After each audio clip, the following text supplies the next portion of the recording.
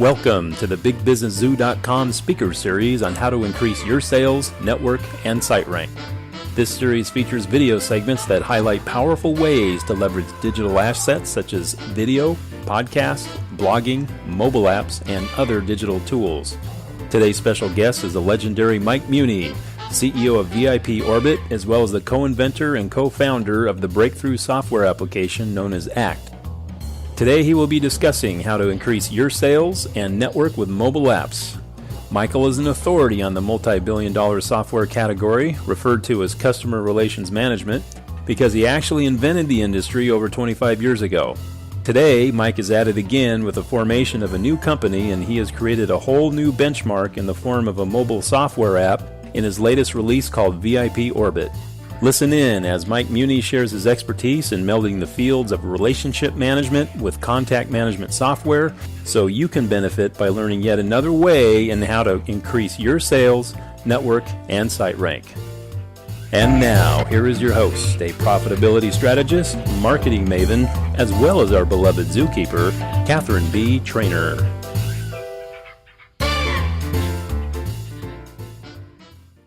Well, we are here today with Mike Muhney.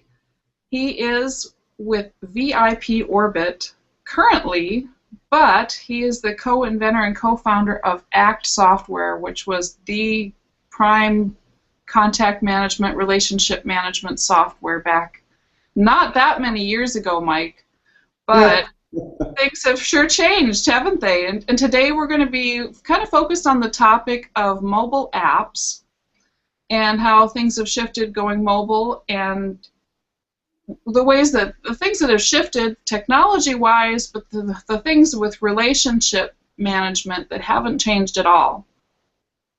But technology can help you do more effectively if you use them right, and if you have, I think, the right mindset for having relationships anyway.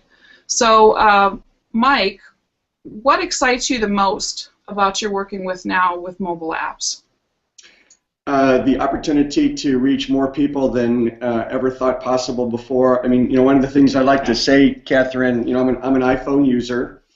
Back in the ACT era, ACT literally did create the category that didn't exist back then called contact management, software designed for people who deal with people, who doesn't deal with people. I could have only lusted after a device like this back in that era that was literally with me 24/7 that could fit in my pocket. I mean, back in that era when ACT came out in April 1st, 1987, was the emergence of this kind of new technology called a laptop. And if you're old enough, you know that they weren't very good, weren't very powerful, had very little storage, and were very expensive. And not very many people had them. It was unusual to see somebody on an airplane back in that era with a laptop. And if they did have one, everybody was staring at that person. Today, who doesn't have a device with them, right? So it's a completely different world, much more opportunistic, and therefore, as a software developer, enables me to have a greater market reach than I ever had possible before in the ACT era. Amazing. And ACT, because it enabled a full spectrum tracking of your contact and relationship and the sales cycle, that's how a lot of people use it. That was revolutionary. It was. Now, let me kind of lay some groundwork here, because a lot of people never have had the benefit of talking to a co-inventor of any software product. So what was the mindset back then? And it still is my mindset today for VIPorbit, which is designed for iPhone, iPad, and Mac users. Everybody sells. I mean, everybody sells. I don't care what you do. You might be an engineer, you might be a lawyer, accountant. It doesn't matter.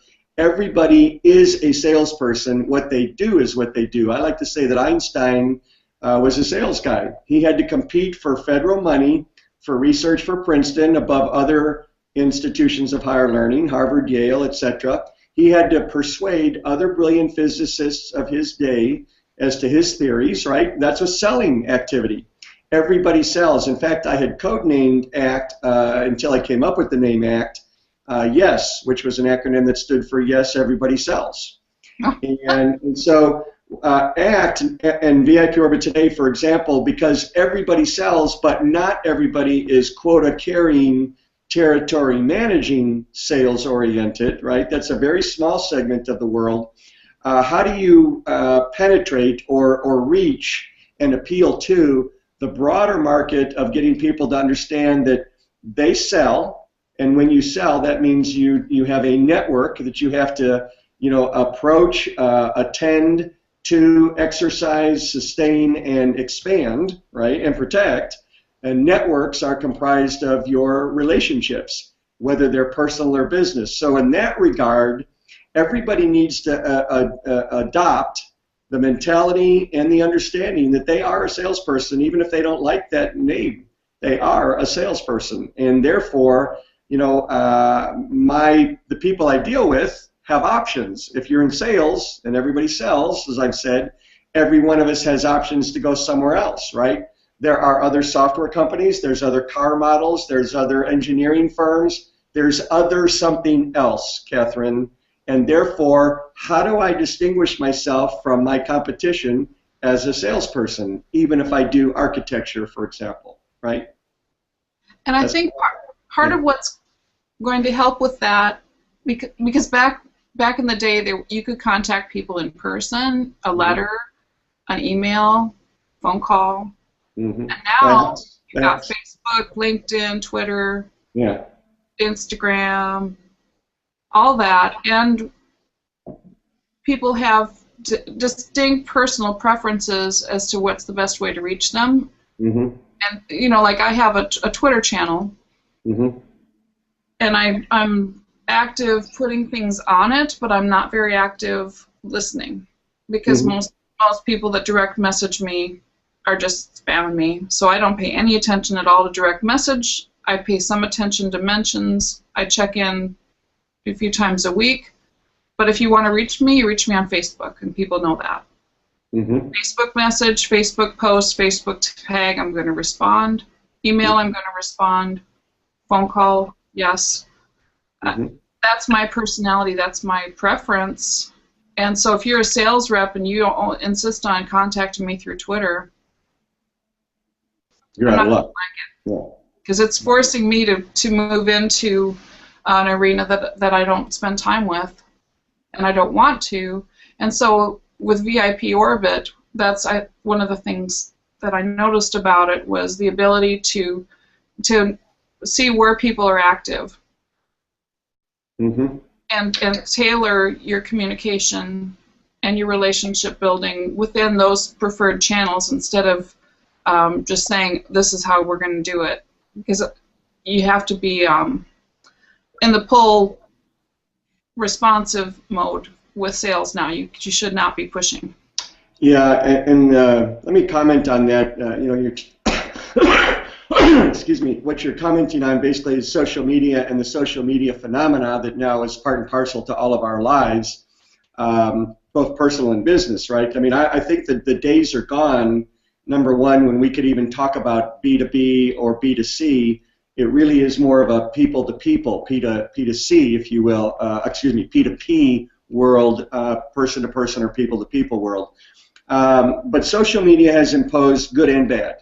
The good is we can reach more people around the whole world now instantaneously. We have more, let's call it, of a pipeline of accessibility than ever thought humanly possible until a few years ago. That's good. The problem is social media also inherently is about me. I like to say that social media ought to be called social me. How many followers do I have? How many friends do I have? And in there is this, I don't know, disconnect or wedge that's occurring where people are losing touch with the personal relationship orientation from the past, as it was only available. Now, yes, I can reach multitudes of people, most of whom I'll never meet, I'll never know, I'll never communicate with, but we're connected. Well, the word connected, the word friend, all of those things, Facebook friends has caused a bastardization, if you will, excuse my language, of the previous long-standing definitions. So what's happening here, Catherine, is the need for us to have a stronger and better balance of how to use social media for the good without sacrificing the depth and quality of relationships that comprise my personal network, right? Because if I abdicate that, chances are you're going to fail. If I rely 100% on social media to think that I have relationships and I'm communicating, chances are you're going to fail.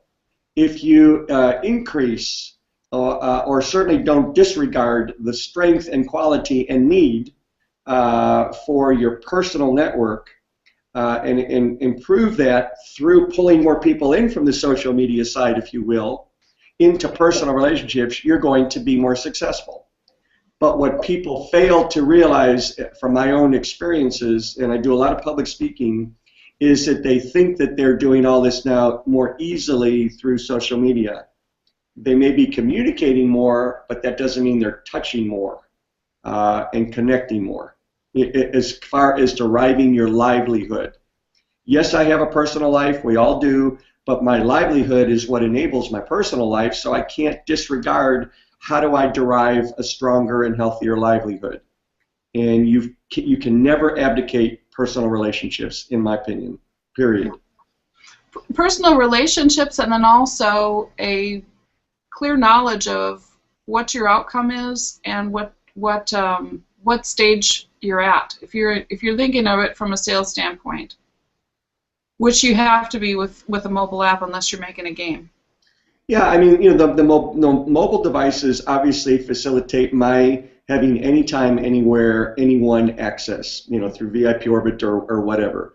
That's fantastic. How I use it, though, and what commitment I have, and you touched on it in the introduction, toward the discipline of making this an effective tool for me, you know, is a different story. And therein lies the psychological, emotional aspect of this discussion, is apart from the, you know, the device orientation part, the tool device part of the discussion. And that's a bigger challenge for a lot of people because people are inherently lazy. You know, I mean, let me paint a picture, if you will. If you had a choice, would you rather deal with a professional or an amateur? Just an instinctive answer. Amateur or professional? Professional. What's your choice?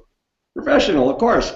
That would be the common person's commonsensical selection. All right, so if that's your preference, what do I then need to do to be perceived by you as a professional as opposed to being an amateur?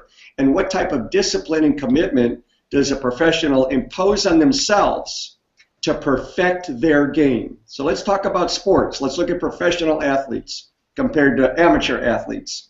Yes, everybody would like to be in the NFL or NBA or WNBA, doesn't matter. But the population of people up at that level is slim compared to the population of amateurs. Well, I still want to be at that peak of that level, right? I want to be that professional. Professionals pay more attention, they discipline, they work harder than the amateurs, they work longer hours, they sweat until they can't even stand working out anymore, but they push themselves because they're that disciplined and committed, and that's why they're a professional.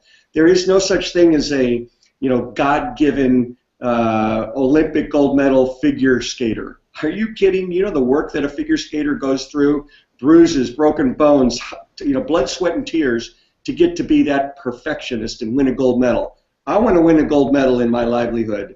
I've got to earn the right to do what it takes for me to be perceived by you as that professional so that I'm the one selected. And that's an awareness of what your field conditions are, of what your competition or who you're engaging with, what they're probably going to do, what they're thinking about, what they're engaged with, and then also staying up on keeping on learning. Like you mentioned earlier about if you're going to use this device, if you're going to use this software, you can't just casually use it. You need to be really using it to get the best results. And that's something as far as how we're talking. This isn't just a commercial for VIPorbit. This is about the philosophy and the thinking behind having a mobile app and interacting with people via their mobile device, because that, you know, they say that's the most expensive and important real estate on the planet, is that little screen that you just held up, that iPhone. and keeping your app on the front screen or where it's used or right in the dock, preferably. Mm-hmm. How do you develop something? What's the mindset? And it's what you just said about being a professional. There's thought, there's learning, there is engagement, and there's thinking about what do my customers need, what do my clients need, what do my users need, that it's going to bring them that level of value. Yeah, what to touch on a couple other ancillary topics here that are part of this, Catherine. People would expect me perhaps to say that I'm pro CRM, customer relationship management, which is the industry acknowledges ACT as the product that started the whole CRM industry. I'm really anti-CRM, as funny as that sounds, for a number of reasons. One, CRM is only good for inside my company, customers and prospects. What about the rest of my life? What do I do with those people? Are they insignificant? No, they're not. Today we are a blend of a multiplicity of networks, if you will, or the realization that they've existed all along. I don't care how you look at it, but it's not just company alone. But the more important reason I'm against it is I've never liked the phrase customer relationship management. So let's say that you're in my database, right, my CRM database. Catherine, I can't manage you. Are you kidding? I can't manage my own kids, right? What I can manage is me. Reid Hoffman, the founder of LinkedIn, a couple of years ago on a video that I watched said, in today's world, whether you work for a corporation or not, you are your own business. How are you managing yourself? And that's really part of the question here. How are you managing yourself as your own brand, your own identity, your own company? Because whether you're employed by a corporation or not, they're employing you basically as a contractor, right, because of a skill. So you are your own brand. What I can manage is me. And what is a person's most valuable asset to manage? Number one, above all else, in my opinion, that they're managing on a day-to-day basis. Can you guess what it is? I would think that reputation.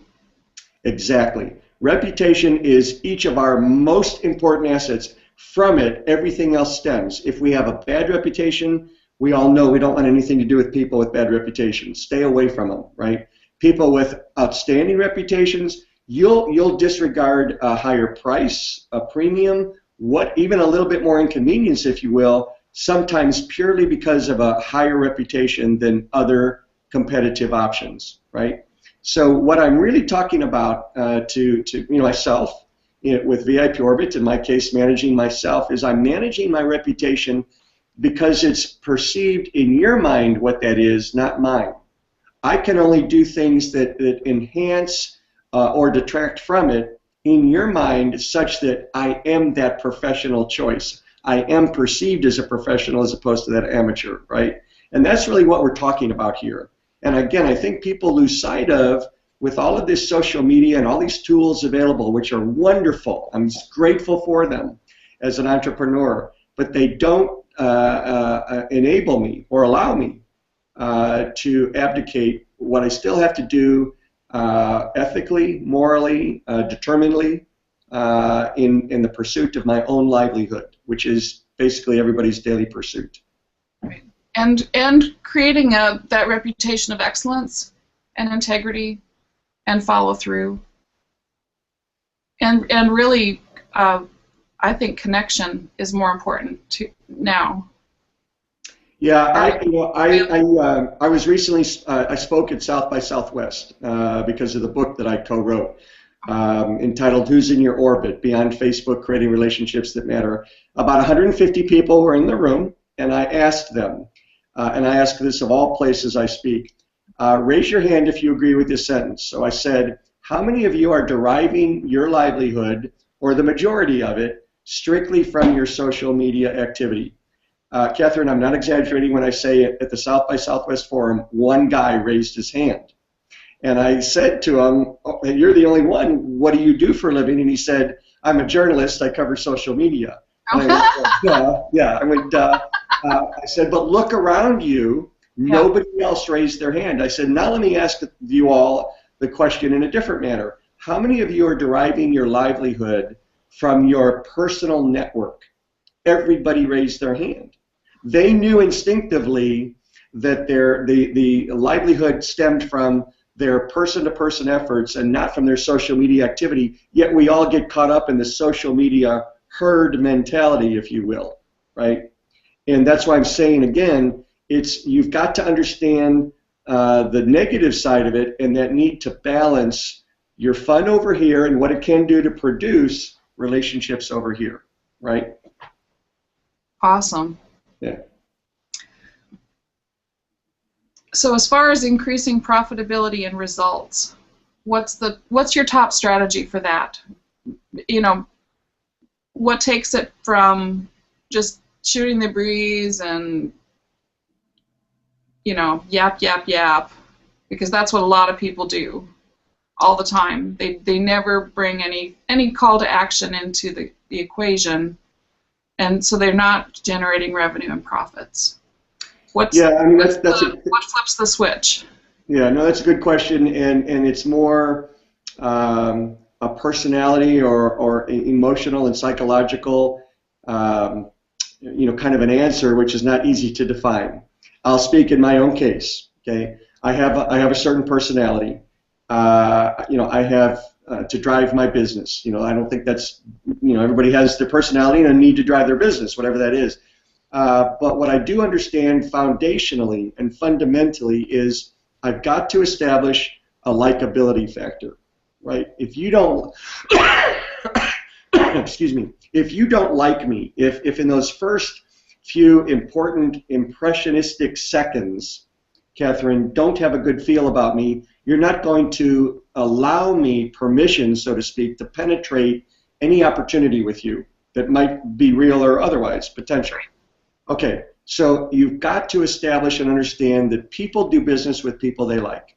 How do I get to be liked? What does it take to be liked? Well, in my case, I make fun of myself, or I pick kind of a funny political topic of the day that's nonpartisan, but that can kind of, we all can laugh at as American citizens, or something to the effect that does one thing, gets you to smile, if not laugh. Why? Because laughter and smiling is contagious. It's a feel-good. It's a dopamine factor, right? I mean, this might not be the answer you were expecting, but these are truly techniques that I learned. I started my career with IBM back in the mainframe era. I'm a classically trained IBM sales guy. 6 months of intensive training before I was given a territory. What IBM taught me back then, I actually applied to the design of both ACT and VIPorbit psychologically, if you will, in the soul of it, because what they taught me was not how to sell.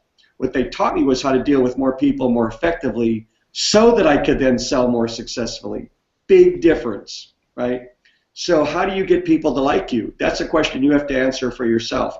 Are you doing the things that get people to like you? Are you putting people at ease, getting them relaxed? And once people are in that position, they'll open up more to you.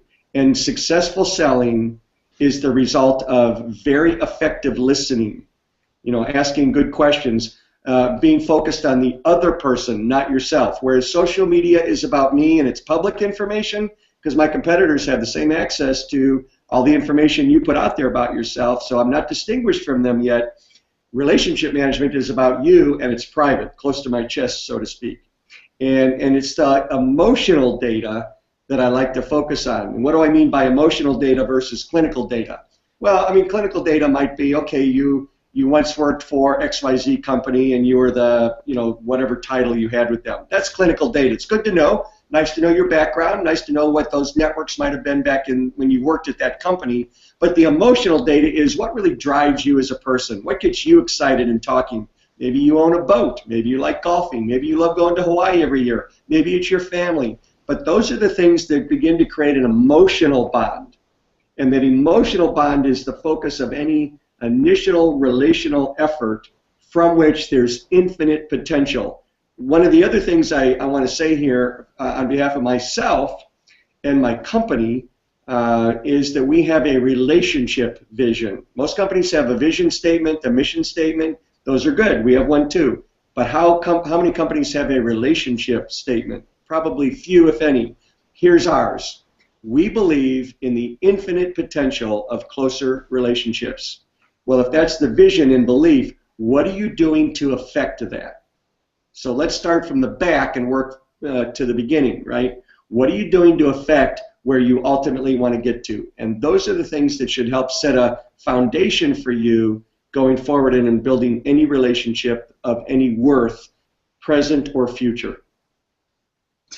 I think too what you brought out about making people smile. I was thinking about a friend of mine that's one of the top women's networking. She's the head of this big, huge women's networking thing, and her and I have been friends for 23, 24 years. And since we've started working with social media, long past that, every once in a while she'll pick up the phone and call, or I'll call, and she'll say, she said, we don't talk very often, but she says, every time I see your icon come up on Facebook, I just smile. She said, I just can't help but I smile. Mm-hmm. And I've really paid attention to that, and I thought, that's how I want people to respond when they see me post something.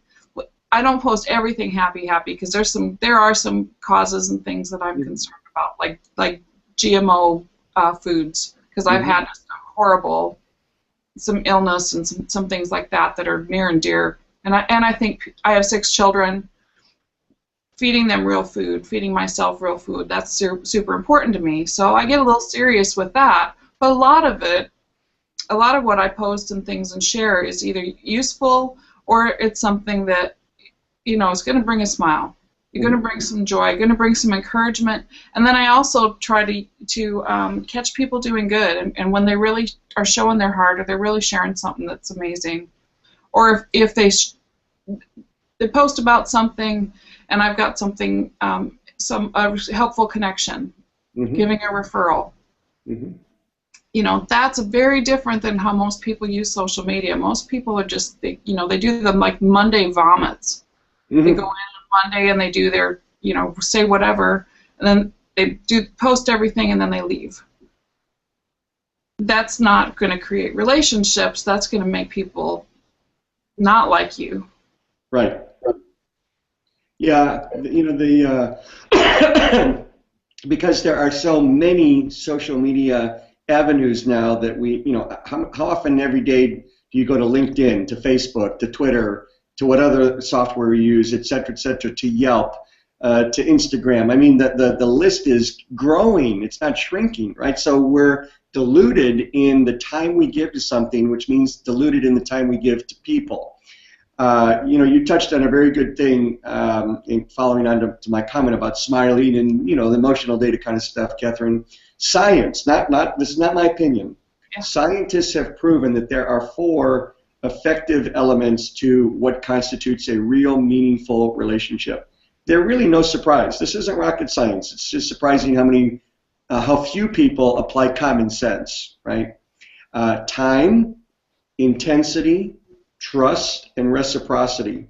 I would argue that there might even be a 5th element called consideration. What is consideration? A good example is, let's say, you and I are talking, we've kind of learned, you're into GMO and 6 kids, and, so I've learned something about you today, right? And let's presume we're going to continue building our relationship. Fine, let's safe assumption. So I'm at a store a couple of weeks from now, and I'm walking down the magazine rack, and I see a magazine cover focused on, something of interest to you. At that moment, to think of you is giving consideration toward you, such that I might say, I'm either going to buy that and send it to Catherine, or I'm going to let her know that it's out there for her to go buy. Here's a link to it. I gave you consideration. That's a process that separates a real relationship from the illusion of a relationship, right?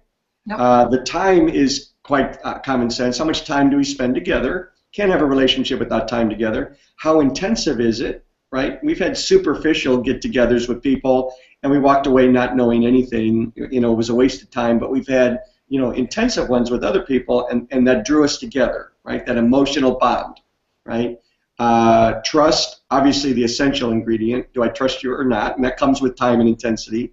And reciprocity. If it's always one way, eventually it's going to die and fade away. Right? If I'm the only one that ever invites you to my house, but you never invite me to yours. You always respond to an email, but you never send me one. Doesn't matter. If it's one way, it's not going to last. So reciprocity is an interesting and necessary ingredient too. And that's what social media in part can help do, but doesn't entirely do. It still has to come down to that, you and me. So let me ask you this question, and what your answer is. Is it the same thing to invite you and 9 other people to an intimate 1-hour dinner in my home, in my dining room, a very intimate setting, right? 10 of you for 1 hour. Is that the same as an hour with each of you? Of course not. But there are a lot of people that think, well, I had 10 people over. I got it all out there for 10 people in an intimate setting. Yeah, it was an intimate setting, but it's not the same as one-on-one. You can't forego one-to-one. And one-to-one today could be virtual like you and I are, but we're still one-to-one, right? It doesn't have to be face-to-face physically. Let's take advantage of the virtual world, the digital world, but it still has to be one-to-one. Yeah, I did one interview with she's a new colleague, and we did the Google Hangout, and she got all excited, and she said, "This is the first time we've met face to face," and I said, "Jennifer." Yeah. You're in Texas. I'm in Washington, but it feels very face to face, and that is this is one of my favorite tools is the Google Hangouts, is because it does give that that connection feeling. We're having a conversation. Right. There's interaction. There's engagement. There's I mean, we're able to see each other smile. There's a sense of body language, the tone. It does enable me to meet more people more effectively than ever before. So again, I love technology advancements, but what it really drives me to is it makes me hope for, if that chance ever occurs, to physically meet you. And I'll tell you from my standpoint, I'm a hugger kind of guy, right? If I saw you walk in the front door or walk in a restaurant, Catherine, I would hug you because I feel like I already know you, right? Right. And we'd be smiling. Instantly, we'd be smiling like we are now. Yeah. Well, okay, so the people that have been watching this interview are seeing firsthand, observing what I'm talking about on just relaxation, emotional data, connection, the smile. All of those things are important. The tone of our voices, the body language. These are really important items to separate me from the rest of the herd. That's all. And I do want to be separated from them. Otherwise, I'm just part of the herd, and I'm nameless and numberless, and I'm just another thing. And I don't want to be just another thing. I want to be something special to you, but I have to earn that right in the way I treat you, and et cetera, et cetera. Right. And it's also, if I asked you stupid, dumb, boring questions. I get them all the time, but I also ask them as well, right? But the point is, but isn't that how real people are? Well, right, but I think you should try if you're going to create a relationship with somebody and get to know them. Right. Think. And don't just think about what you want to say. Right.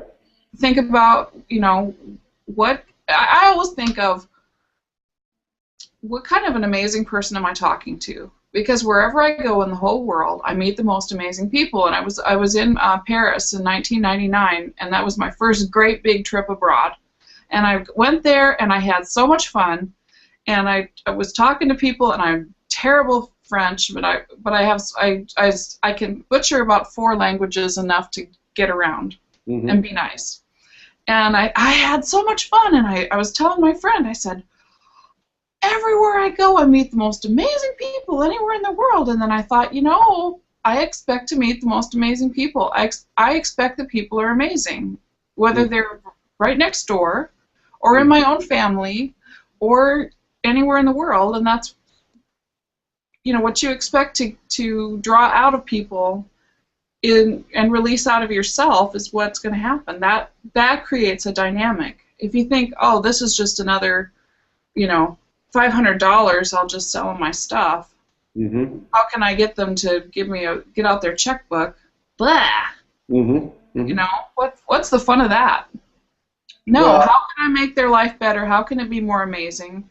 Is there something we can do together? And together might be working together, or it might be giving a referral, or it might be an exchange of money for a product.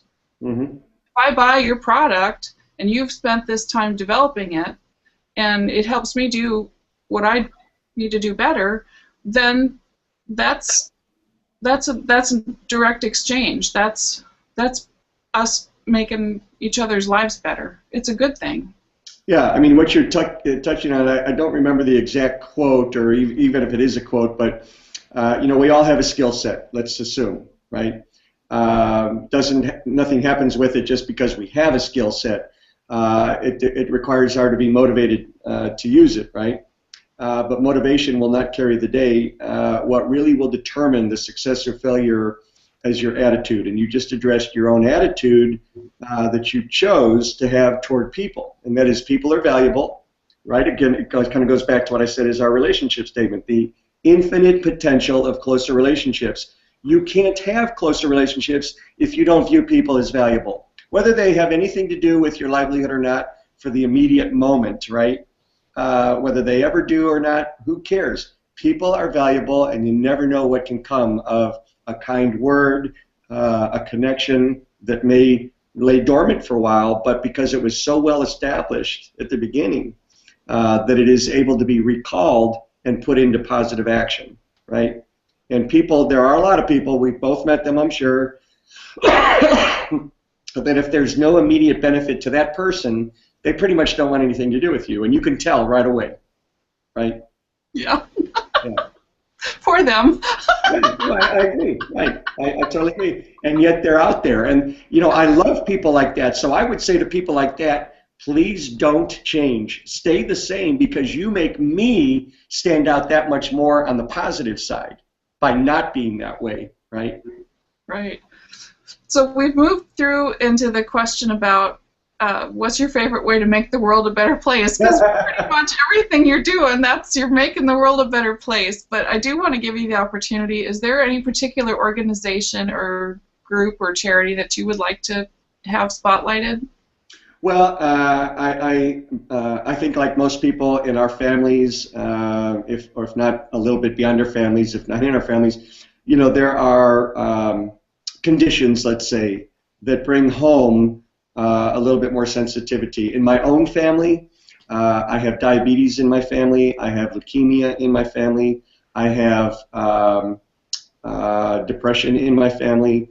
All of these things I'm obviously a little bit more sensitive to and aware of and understanding of because of it being close to home, that are close to my heart, Catherine. And so I do get involved in kind of some local things in that regard.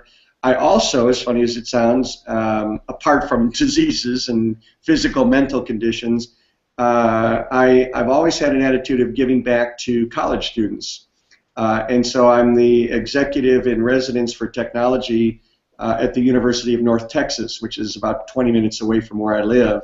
And I lecture to the MBA students and marketing grad students to give them the insight of my experiences that I've encountered at my age. All it means is I'm older, such that I equip them to be a little bit more ready for the world they're going to enter for their livelihood, right? And I did that because when I was a college student at the University of Illinois in Urbana-Champaign, I had the benefit of hearing a couple of speakers of big companies who made a difference. And little did I realize back then that the time would come when I was older, had experience that could give to students to help them. And so I also enjoy doing that. But yes, my main purpose in life, I believe, is really to equip people with a tool. I could say I'm a tool maker. I build software tools to help you be more successful in your life, whatever that means, however you define success. And that brings me joy because it's my sense of contributing. Excellent. So, Mike, we do the little prognosticator thing at this point. All right. Remember Johnny Carson? He'd put on that wizard hat. Okay. Luckily, everybody I've interviewed is old enough to remember. Okay. What do you see in the next year? What do you think is going to be the trend? For as far as people using let's say they're using their mobile device, what's the most powerful trend we should be up on to stay current, to stay at the top edge? Yeah, no, good question. And if I had the real crystal ball to answer that question, I'm not sure I would want to share it with anybody. But all kidding aside, Catherine, here's what I see is going to happen, and it's the way of life. So this doesn't take, again, anything more than maybe some objective, stand back, common sense observation. We have gotten into such a superficial relationship world, nanosecond attention span, self-absorbed, narcissistic society, free mentality, blah, blah, blah. I think what's going to happen is the pendulum will swing back to some of the old traditional values and bring it down to what I'll call personalization. And that is my personal belief, but Sir Michael Moritz, the founder and head of Sequoia Venture Capital, one of the world's premier, was recently asked a question similar to that one, and this is what he said, which brought a big smile to my face, of course. He said the world is going to turn back in the coming years back to personalization. Now, I don't know how to define personalization per se, but personalization certainly inherently means back to real relationships, one-on-one, meaningful, as opposed to impersonal, right? And a lot of these tools, the Facebooks, etc., as good as they have been, have imposed a layer of impersonability as opposed to personability in meaningful relationships. And so that's what I see coming. And so the people who see it first, the early adopters, are going to be the ones that are going to be at the top of their game and ahead of the pack. I like to say there's no traffic jam on the extra mile. What are you doing to get there? And that's part of the answer is understanding the value of old, tried and true and proven methods, personal relationships. And I think that's brilliant because that's not, that you can't go wrong with that, because what makes people take action when they're ready to purchase something, make a decision, is they're ready. And the old advertising and marketing model of mass media and let's just try to reach as many people in the whole world as we can, and over and over and over and over and over and over again, has been replaced by, can you make a connection, and are you making a connection at the right time? And that can be that you're putting things out there for people to have visibility, but it's also, are you making sure that everything in your digital footprint and your way of doing business is open and accessible, intuitive, easy to use? Are you easy to get to if people find you, and can they find you when you have the solution to their problem? Because that's what people, when they're ready to make a decision, when they're ready to purchase something, they want to find somebody that's easy to work with and easy to connect with, and that they can trust, like what you said earlier. And then also, if you have a relationship with them, if they make, if they work with me, it's a major purchase. If they don't feel like they can, one of my taglines is beloved confidant. I've got people that I know stuff. Whoa. I'm at that level, at trust level, with people with their company things and their personal things, and they know that, and that has great value in the world. They have if you look at like medicine, for example, I think any person that reads any kind of Business Week or Fortune is at least aware of the coming age of personal medicine. I mean, drugs customized to me, not just generally available, right? So that's a pointer in the direction of personalization on the medical front. The nice thing about the personalization theme, if you will, or value proposition, is I don't have to wait for it to begin. The opportunity is right in front of me right now. It's the people who are going to wait for that to wake up to that are going to be behind the 8 ball, and you today, if you grab onto it, have a chance to be in front of the 8 ball. Exactly.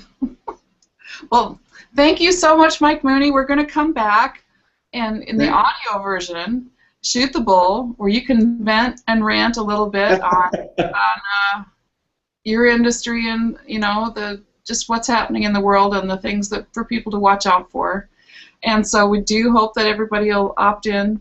You do have to sign up for the newsletter to get that special audio version. But it's always really interesting because we get a little intense sometimes on the video, but when we're just audio, everybody gets Italian all of a sudden and goes nuts. So come back for that. But thank you everyone for joining us, and thank you Mike Muhney. And they can go to VIPorbit.com to find out more about what you're working on right now.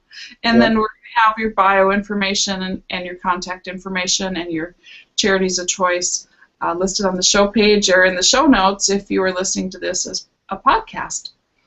And bye for now. Okay, thank you everybody. Enjoyed it.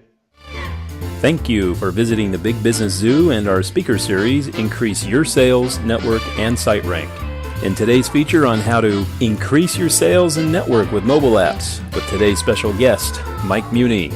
If you enjoyed what we had to share today, check out the show notes on this page where we have links, references, and a free gift provided by our speaker. A transcript as well as a podcast version of today's episode are also available on the show notes page. Shoot the Bull podcast episodes, due to their candid nature, are available to subscribers only at bigbusinesszoo.com.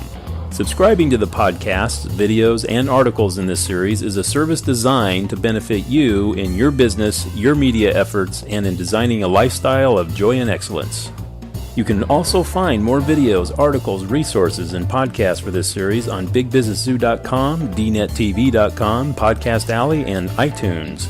You can connect with our beloved zookeeper, profitability strategist and marketing maven, Catherine B. Trainer on Facebook, Twitter, LinkedIn, and bigbusinesszoo.com.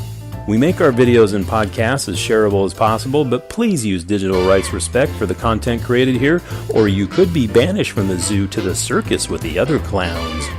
This has been a production of Big Business Zoo Media, part of Big Business Zoo, LLC, all rights reserved.